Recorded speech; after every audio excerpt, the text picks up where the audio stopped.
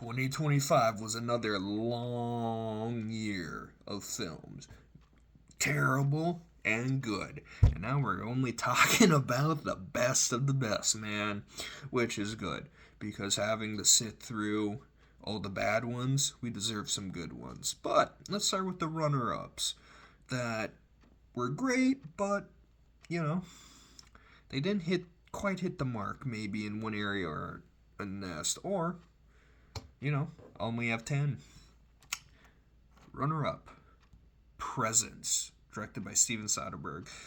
This is a great drama with a ghost twist. Just from the ghost perspective, the entire movie, and it's a fun drama.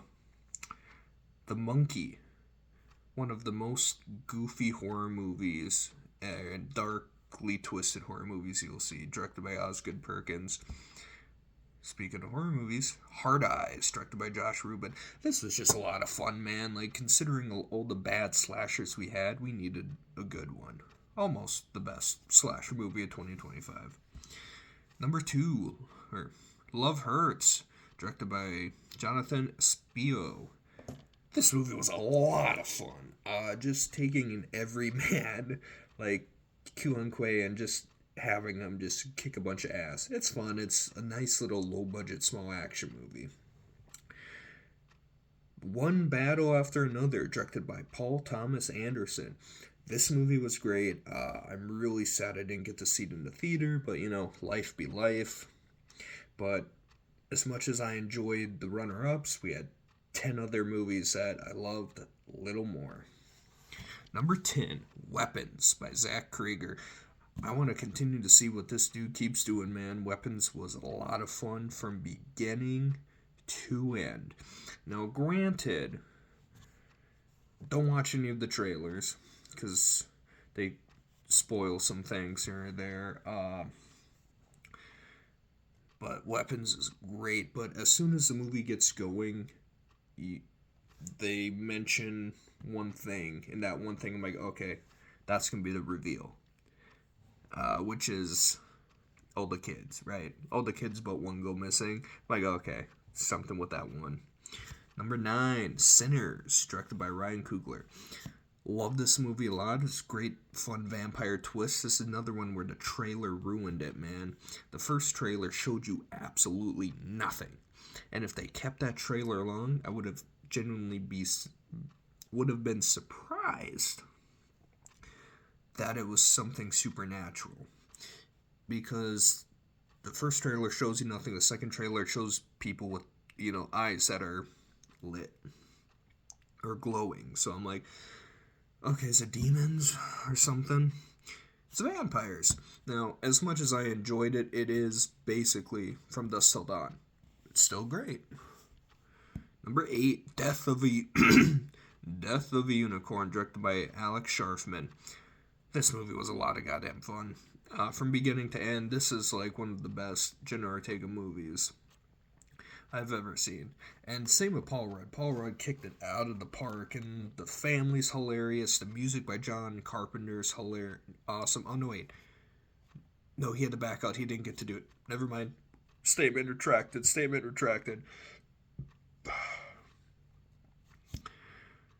But, yeah, the special effects for the unicorns are great, and there's really good gore in it. Solid.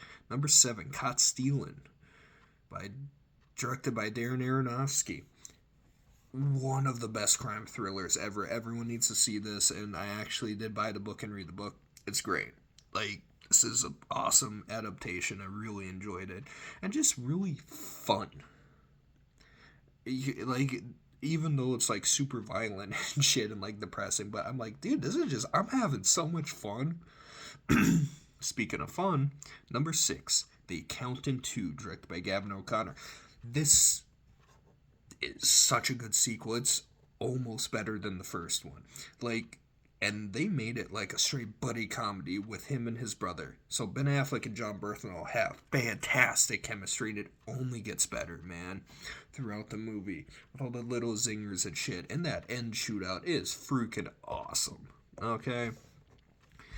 Number 5, The Last Rodeo, directed by John Avent. dude, Neil McDonough, if he doesn't win something for this movie, I'd be really saddened to hear that. This is just, it's a very predictable, like the plot's like, oh, okay, his grandson's sick, so this old rodeo rider has to, do his last rodeo and to get the prize money to win. Okay. But watching it play out, I'm like, oh no, this is awesome. This is like awesome from beginning to end. The only downside is some of the actual bull riders are actual bull riders. They're not actors, so they get a little iffy with the couple lines they have, but there's no villain in it. Every actor has a loop from beginning to end, like a full arc, and it's fantastic. Number 4, F1, directed by Joseph Kosinski. Love this movie from beginning to end. The trailer looked like Days of Thunder, and I'm like, oh, okay. And then seeing it, because I like the director a lot, I'm like, this is awesome. This kicks so much ass. And I don't pay full price for movies when they come out. I wait till they get cheap. No, I bought this one as soon as it came out on Blu-ray. I'm like, okay, nope, I need this one. Number 3, The Long Walk, directed by Francis Lawrence. And this is another one where I read the book. And it's... You feel like war after it. Like, you just, went through a legit long walk, and it just takes the air out of you to where you're like, fuck, man, I need, a cigarette. I need a hug. But no, from beginning to end, you really feel for all the boys, I should say, who sign up for it. And just from beginning to end, it is just a great movie with fantastic performances and just arcs, man, from everybody. It's great. They change a few things, which I might make a video later about the differences and whatnot in the books. Just little stuff here or there. Okay, little stuff with the characters, but the ending, I really like how they swapped certain things and changed it, because the book ends like the very end of the book where the character who wins the long walk keeps walking. That's how it ends. But all the build up to that, they swapped it around and it's perfect. 2, Silent Night, Deadly Night, directed by Mike P. Nelson. Holy shit. I honestly determined if I should put this as my number 1 favorite movie of the year, because this was just so much fun from beginning to end.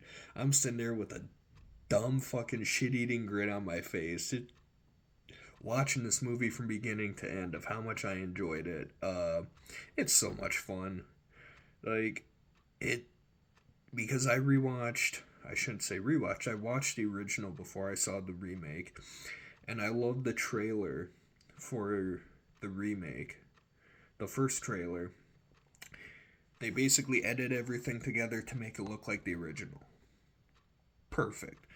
I was kind of hooked. I go, okay, maybe we'll see it. We'll see what happens. I mainly was like, I don't think it's going to be in the theater for very long, so I'll go see it. But the original I did not like.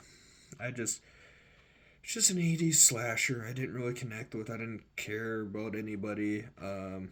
The antler kill and the sledding decapitation are the 2 most memorable kills, but this movie twists everything around together, makes it its own thing, makes it like a dark comedy action movie, and it is awesome. And I was genuinely feeling emotions throughout the movie, especially the ending, which is sad and romantic at the same time. I'm like, holy shit, 10 out of 10.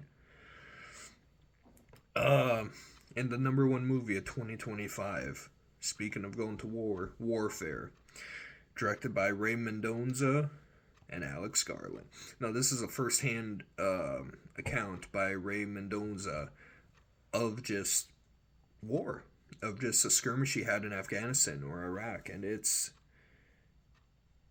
from beginning to end, it is epic in every sense of the way. And Alex Garland is a great director and writer, so I knew we were in good hands with it. And I mean, this is epic in every sense of the way, and you really feel for every single guy in it. And how everything happened the way it did. It's incredible, man. It's just groundbreaking for film, and like we need more movies like this that'll keep people like me going back to the theater, man. It was awesome. So that was 2025, the best of, man. So we'll see what 2026 brings.